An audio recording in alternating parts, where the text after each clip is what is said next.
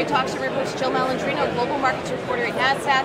We're coming to you live from IDX 2018 at the brewery in London. Joining me for this segment is Nikolaj Kosakewitsch. He's the head of sales of European Equities and Derivatives and president of Nasdaq Copenhagen. Thank you very much for joining us at IDX. So you've expanded the elite index in Denmark to include 5 extra constituents, renaming it the C25. Tell me more about that today. Sure. Well, a bigger market calls for a bigger index, and the reason why we expanded it by 5 more constituents was the fact that the market cap and the turnover in the Danish market we've seen impressive growth in Denmark. We've seen at least a handful of very successful IPOs, large cap companies that have grown in size. We've seen some very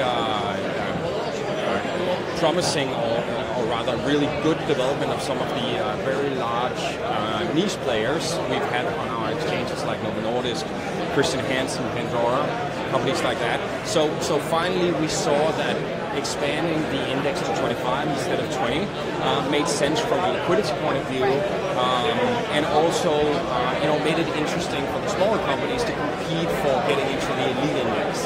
Well, I mean, that sounds super exciting, but what impact would you say it has on managing a portfolio of European or Nordic stocks? Well, if you're managing a cash portfolio, it doesn't have such a big impact because you're using a different benchmark. But when it comes to the other activities we've done, where we've introduced a new index future based on the C25 instead of the C20, and we've created a lot of liquidity in that new index future.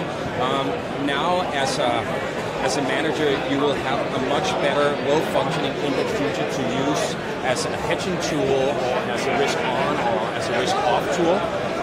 So we're seeing a lot of growth on the development of the index future because we've provided a lot of liquidity to the index future. And that's one thing that you've done to expand activity. And have you seen that translate into more activity? Well, it's growing day by day.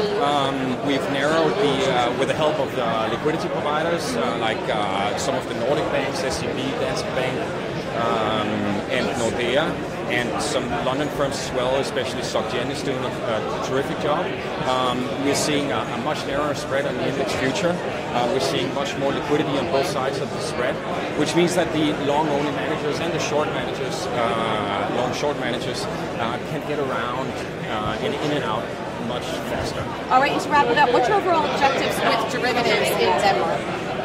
Well, we haven't had much of a derivatives market in Denmark over the last 20 years.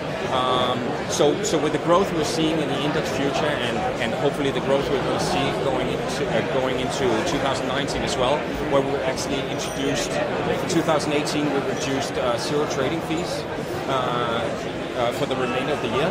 We're hoping this will trickle down to the single stock option market and the index option market as well, because that's where the demand is. Right. All right. Well, thank you very much for joining us at IDX. And thank you for joining me throughout the day. I'm Jill Malandrino, Global Markets Reporter at Nasdaq.